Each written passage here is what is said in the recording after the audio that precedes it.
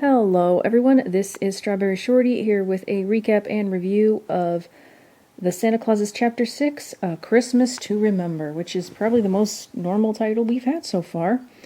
And I watched this episode after learning we are apparently getting a Season 2, and I'm just kind of wondering, how this episode is going to end, that getting a Season 2 would make sense. But, yeah, anyway. So, we see Grace is in the, I guess it's supposed to be the Hall of Snow Globes, even though it looks very different from how it did in Santa Claus 3. She's in there and she takes a snow globe to give as a gift, which apparently you shake it and it shows your best Christmas memory or something like that. We go over to the witch, who magically realizes that the Calvins are back. I'm still not sure what exactly her role at the North Pole is supposed to be. Maybe Season 2 will explain that. She wants to give Scott the coat back, only to realize it has vanished yet again. Simon, meanwhile, notices that a horse is suddenly in the stable area. I don't know. There's no reindeer there. The reindeer are gone. But he notices this and just kind of figures out other people are there. I don't know why he wouldn't just assume that this was Scott and Noel, but he does. Well, I guess he doesn't know about Noel yet, but so he tells his drones to keep an eye out. And the family, splits up to try and find Scott and Noel. Speaking of Scott, we flash back to him still in jail cell with the snake guy, who asks if Scott wants to know how he lost his eye, but Scott doesn't. I kind of want to know. They talk about how, since Simon doesn't have the appearance of Santa, he must not have put on the coat, which means he's not officially Santa yet, and I guess no one brought that up to him earlier. But they decide that they need to get the coat back to Scott, and that should allow him to take over pretty easily. But they notice one of the drones is nearby and wonder if it can hear them. So Snake, who's supposed to be smart, gets real dumb, so he asks the drone, hey drone, did you hear our plan to get the coat so Scott can become Santa? And the drone rushes off and tells Simon, and this drone is apparently EN-51. We're getting real Star Wars here. But yeah, I will say I do kind of like the drones a little bit though. And Grace, she comes in. Well, first the drones are running around trying to find the family, because apparently the family's a threat. I don't know, doesn't really make much sense to me. But Grace, she wants to give Simon her gift, and Simon is basically just running around talking about how he has to stop people from stopping him from becoming Santa. And she makes this comment, maybe if I show them my gift, everything will just be okay. And it's I'm not really sure that flies. It doesn't make any sense. But Simon, yells at her and talks about how he's sick of hearing the magic of Christmas, and basically just tells her to go away. And it's well, I hate Simon even more now, because he's being just super nasty to his daughter. And it's they're really making him a hateable character. We cut to Noel, who is on Betty's desk crying because he can't find her. And I don't know how to feel about this character. Go look for her, or go find Scott, do something. He doesn't get proactive until the family finds him and tells him how Santa might be in trouble and they have to go help him. And then, suddenly he cares. So he rushes off, and we cut back to Scott and Snake in the jail cell, where, of course, the family finds them. Somehow the drones have not found the family, are just oblivious to all of this. I kind of wish they'd gotten some tinsel, flashback to the first movie, but no, they reveal that the bars of the jail cell are actually made of black licorice. So they have to eat them so Scott and Snake can get out. And I wouldn't eat those. That seems very unsanitary. They're probably stale.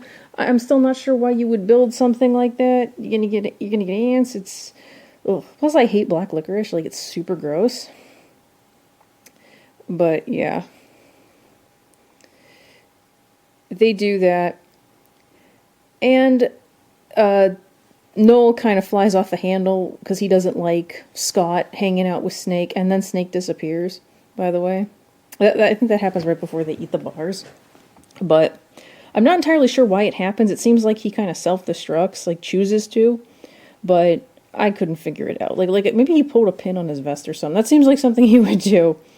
So Simon offers the drones money if they can find the family or I think he says the coat, and makes me think of like Willy Wonka, where they try asking the machine where the golden ticket is, because the drones are just like, we don't need money.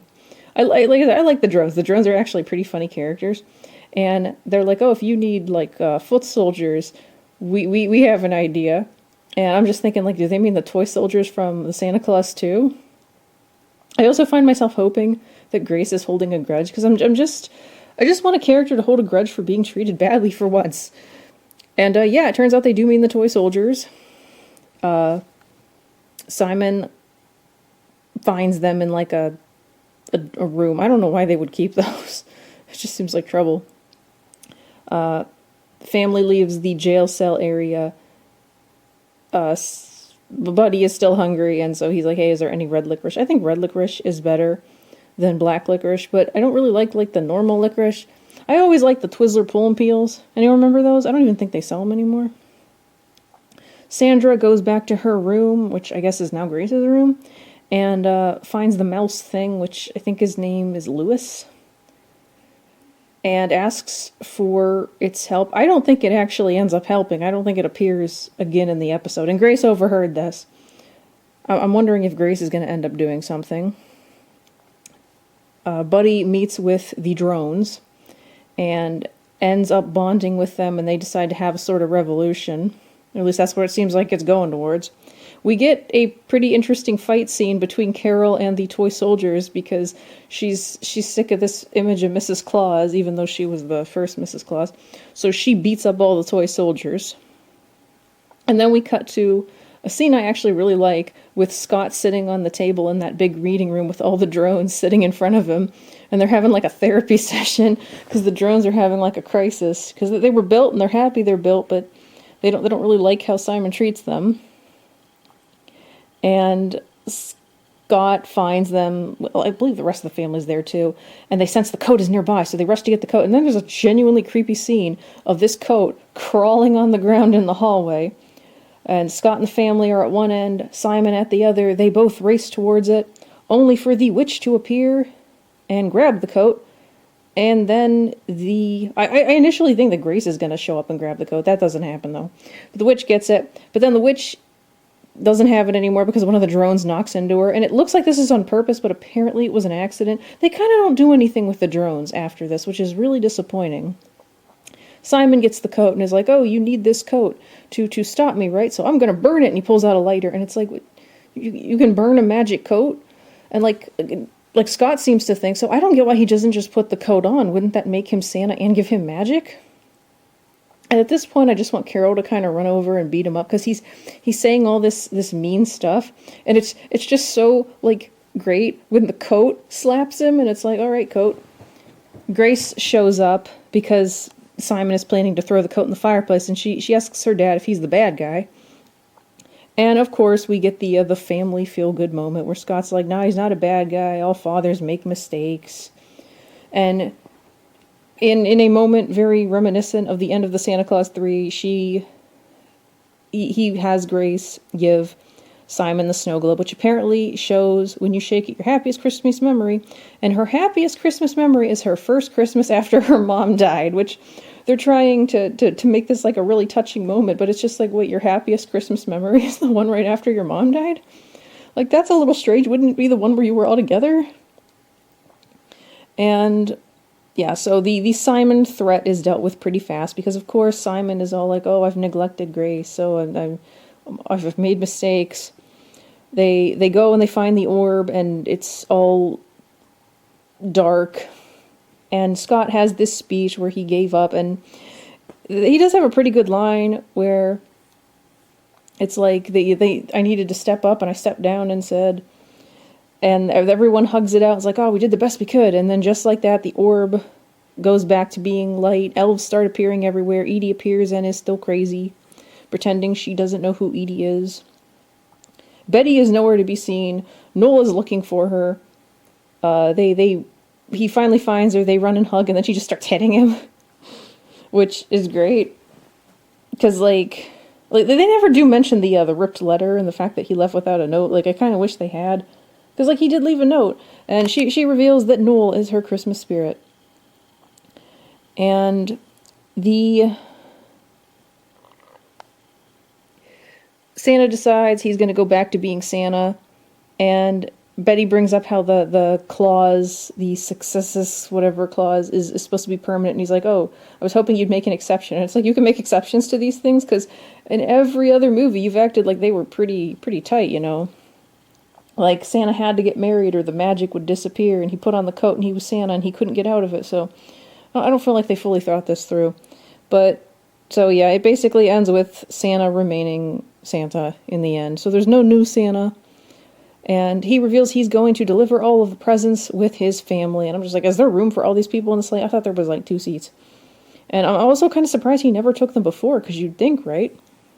And he gives each of the kids a job. Sandra's going to go talk to the reindeer. Buddy is going to go gather all the presents. Even though he apparently has no experience, he'll be able to do this somehow. He goes and gets a bunch of snow globes. And Carol doesn't get a job. So they're up in the sleigh, they're flying, and Sandra reveals all of the reindeer apparently have different names that they prefer. I don't remember them all, but one of them is Airbender, which is a little funny. I'd love to know how the reindeer know about that. And yeah, pretty crazy. We see everyone getting snow globes, and at the last house. Well, we don't see the snow globes yet. Snow globes is later, it's in the end. I was reading my notes and trying to remember, because even though I just watched the episode, I forget sometimes, and I can't pause this. So, they get to the last house. Scott claims he's tired and throws Calvin down the chimney. Doesn't literally throw me, just like, you go for me, which seems silly. But he does, and it turns out to be Riley's house, and he's immediately regretful. And Riley is not as bothered as she probably should be by, you know, the kid who told her his dad is Santa jumping down her chimney. He gives her the Funko Pop and some flowers. And these are apparently her favorite flowers, so she's super touched. I'm kind of surprised that's all she has to say. Buddy apologizes for lying to her, and I'm like, lying about what? Like, are they trying to make her not, like, him not Santa? And pretend he was just lying? Like, I have no idea what's going on. And then once, she ends up kissing him. He's back in the sleigh, and of course the heat's about to kick on. I gotta finish this. So he's back in the sleigh, and Santa's like, did you erase her memory? So apparently he wasn't talking about lying about being Santa. I don't know what's going on. They go back to the North Pole. Everyone's happy. Everyone gets their snow globes. And I still don't know where season 2 is going to go with this. It wasn't a terrible series overall. It was nice to see some characters return. We got a little bit of lore. I don't think we got enough. I really want to know where season 2 is going to go. I feel like I don't have much of a review over this overall. Like, it wasn't terrible. I just feel like overall it wasn't quite enough. Like, they go back to the real world and get normal lives, and then they give up on that in 2 seconds flat. And it's like, what about Sandra's friends? What about Buddy being normal? What about Carol's job? Like, they're all just fine with abandoning that again? I don't know. Maybe season 2 will improve. Like I said, this wasn't bad. I just find myself not knowing what to say, you know? Like, it was just okay. Not bad for a series building off these movies. Not great. Just fine. What did you think? I hope your thoughts are more coherent than mine. Let me know in the comments. Thank you so much for watching, and I will catch you next time. Bye!